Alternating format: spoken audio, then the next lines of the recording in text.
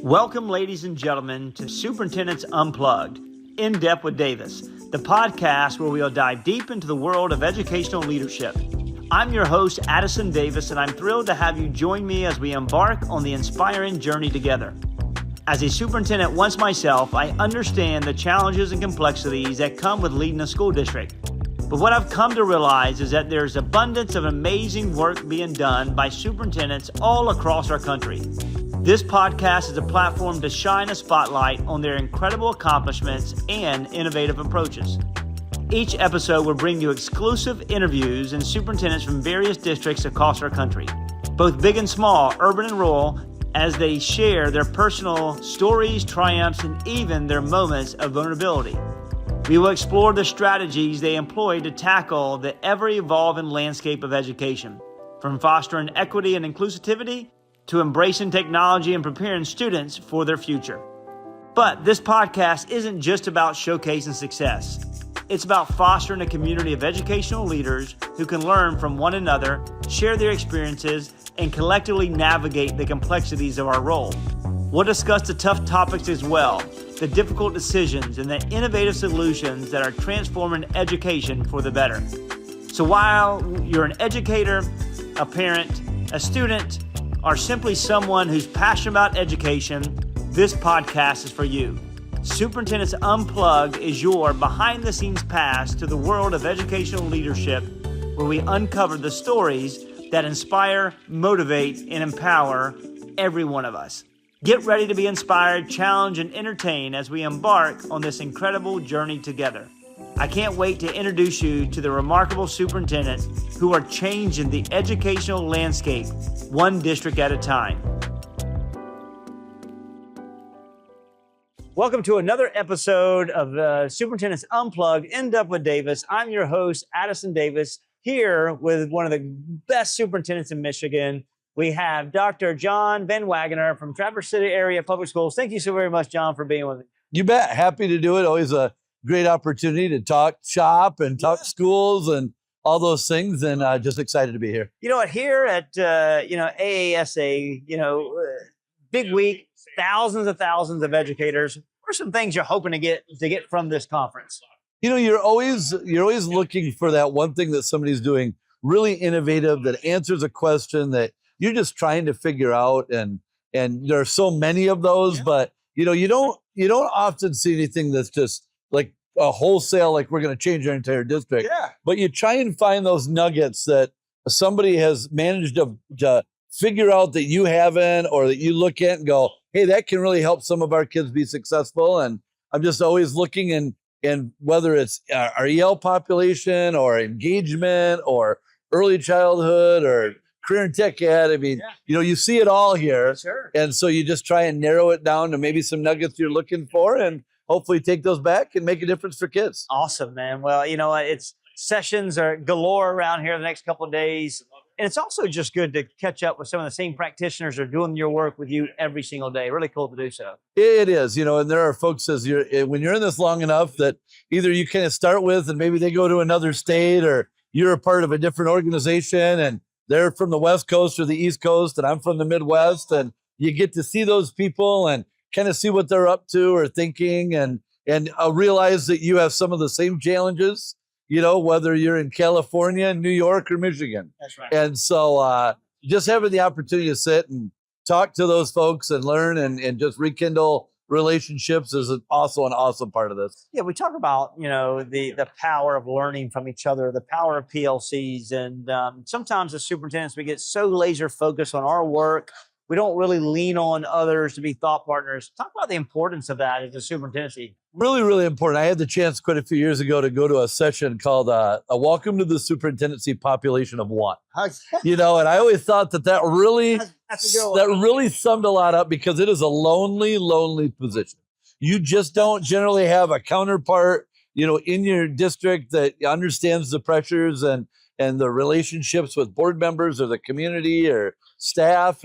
And so to have somebody that's maybe from a district that's like your size or has some of the same kind of demographics you do and challenges and successes, it's just great to have that few that you can reach out to and get to see and just have maybe an honest conversation and be a little bit vulnerable of the struggles you're having. And that is invaluable. And, I always tell our young superintendents when they come in and start, like, find those people, find those mentors, find those people that, have been in the hole and found their way out.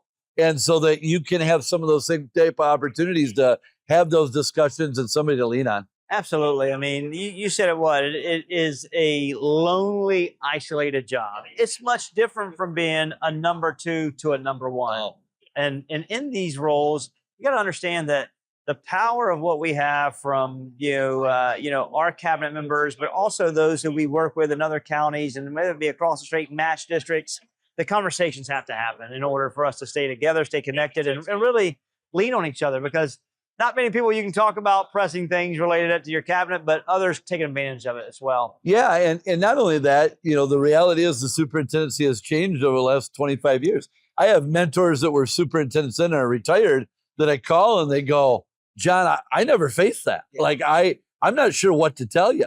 And so the job has no doubt become harder, and the challenges that are there and the political, atmosphere from every level, even at the local level, is just so different than it was. And so being able to have people that are still in the trenches or just recently out to have that, I can't think of a more valuable thing to have as a superintendent. Absolutely. And you said it well. I mean, there's mentors for us that's been out there, but I say this, if you haven't led in a superintendent position in the last 5 years, it's changed so much. It really has. I mean, the landscape of engagement, the landscape of adopting and selecting the right high quality materials, being able to create a longer, stronger bench of practitioners, finding the right individuals that are ready to go lead and prepared to be leaders at schools. It's hard. It is. It's really, really hard.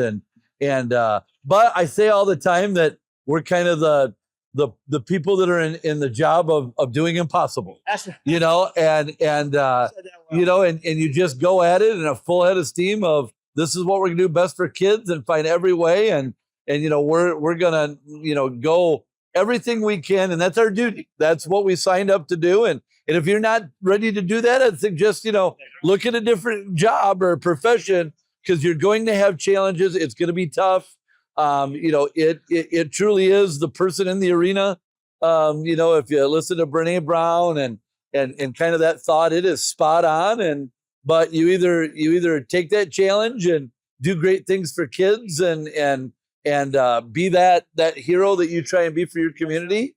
Or I'd suggest find something different. That's right. And in this work, we found ourselves doing some really special things for our kids and understand how important community is and actively engage the community. Can't do it in isolation. Not only have mentors, but getting our local delegations involved, getting our civic chambers involved, our economic development, and the importance of getting all those individuals now, because you talked about it earlier, the politics and what we're playing are so much different than they were before. It's unbelievable. And I've been fortunate in my background to spend some time in our State Department of Education, working with a former state superintendent and learning the political landscape. And then, that does even transfer to the local level and working with your local city or township or road commission or whatever that is. But the job definitely requires now, I think, an even higher level of understanding the political government way. Just this morning, I'm on the phone with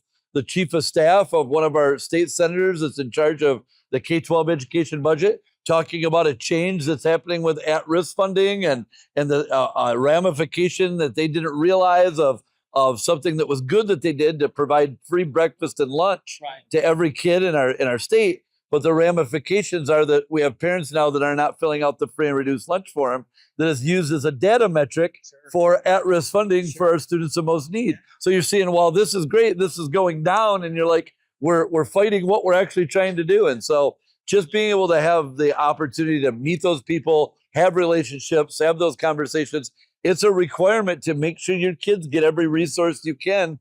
And in education, I've never met anybody that says there's enough resources. That's right. And I don't think I ever will. I say all the time, we get 70 cents to do $1 worth of work. That's right. And so you've got to fight to make sure you get every penny of that 70 cents, to try and do that $1 to stretch. And that takes every nonprofit, every government and non-government group. And so, I think a good superintendent recognizes you have to take and embrace that and do good.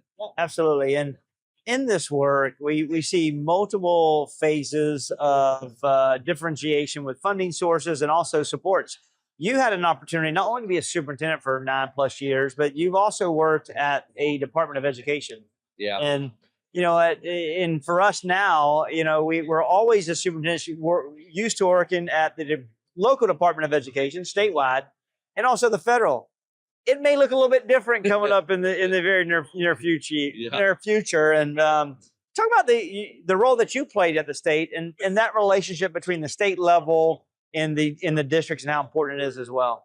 I talk all the time. My work at the Michigan Department of Education was an unbelievable thing for me in a career. You get to see a 30,000-foot view of everything in education and how that works, and that has served me well. And recognizing that there are so many components of federal resources, state resources, how those are done, state rules, working with the legislature. And so I had the chance to start in from a curriculum standpoint and working really in instruction in that element, but I had opportunities to move up and through the organization, worked in teacher certification, licensure, state testing, which again, with teacher shortages and all that, has really given me a good background of what can you do with emergency permits and all that. And then I had the chance to serve some time as the legislative director for the State Department of Ed. And so, kind of taking that bridging of being a teacher and administrator to working through that time at the State Department, had the chance to work at the county level at an education service agency as an assistant SUP, and then a local K-12 LEA SUP.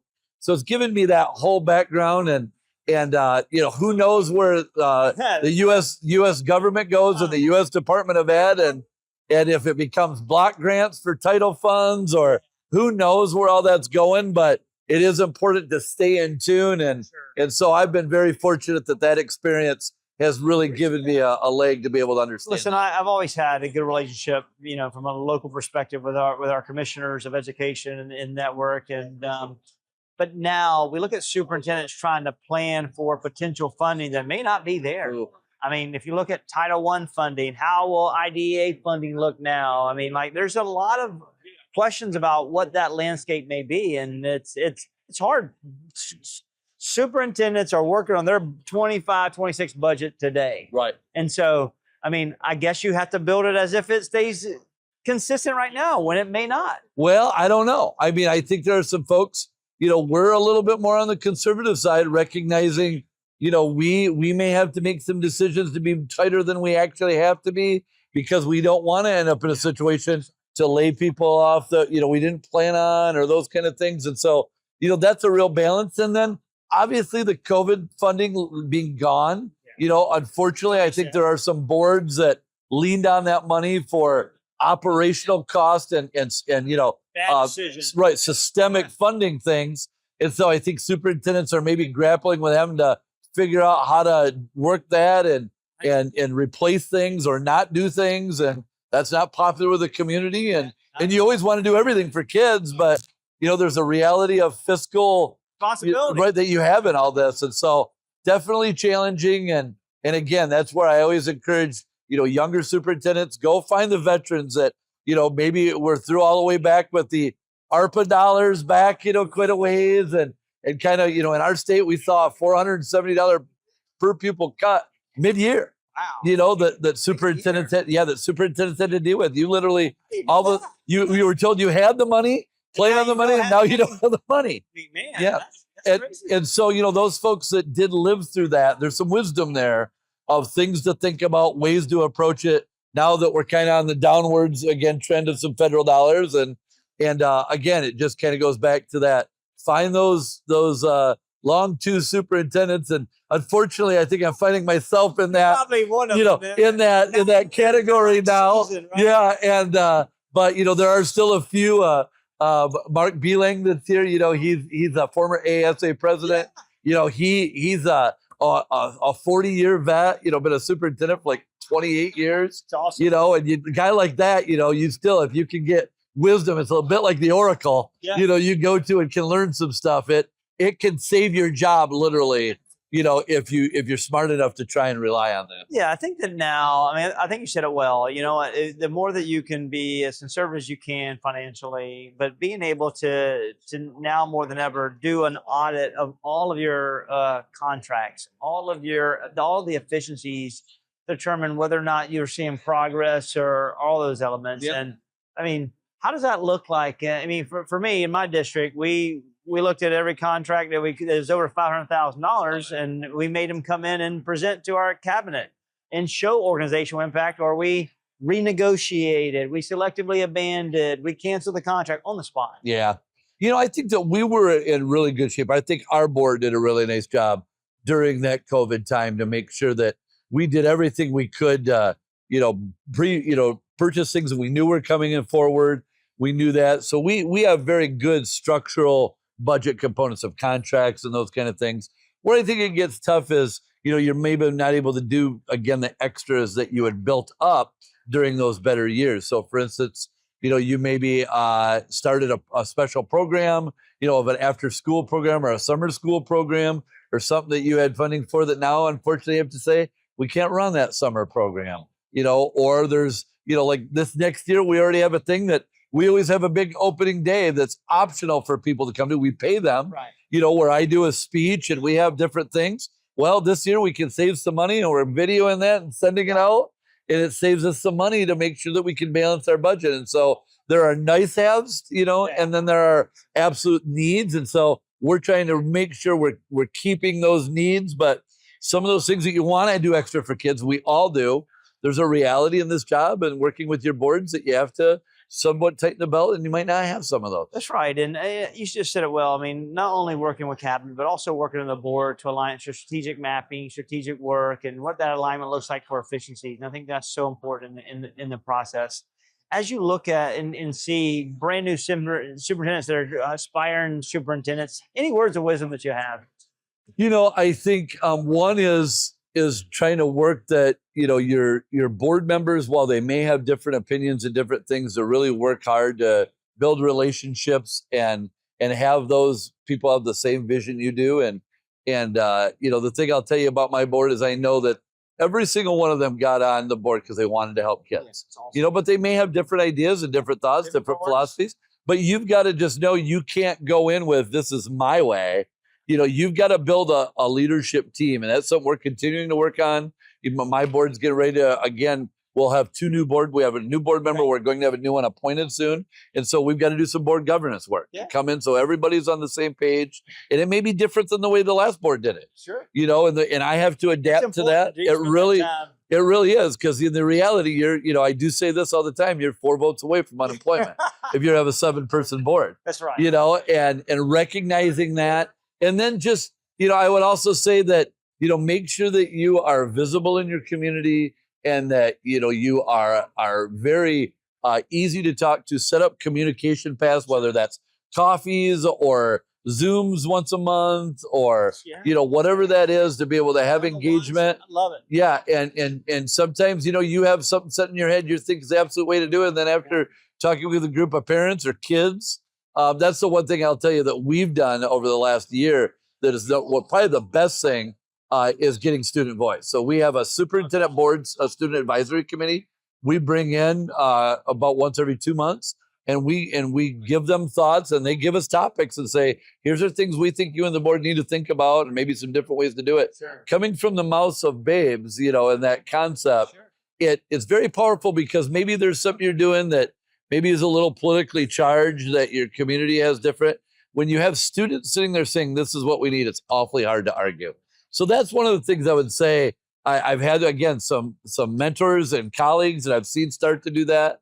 And that would be one that I really have found, with all of the political strife of the last, 5 to 7 years we've gone through, having that say of the kids that we serve, boy, that's a really big chip to play, when you're trying to make decisions. Love it. Student voice is so important, whether it's a student advisory board, whether they sit at your board meetings, whatever it may be, active engagement in that process. Well, you know what, Doc, I can't thank you so very much for being here, telling your stories, talking about your way of work, talking about the transitions from one district to the next, and all the same token, being able to say the connectivity about how you have to work together, not in isolation in this job. Yeah. So thank you so very much. Wish you nothing but luck. You've seen it here, folks. Superintendents Unplugged, in depth with Davis, here with Dr. John VanWagoner from Traverse City area, school superintendent, doing cool things every single day in Michigan. Until next time, look forward to seeing you in our podcast.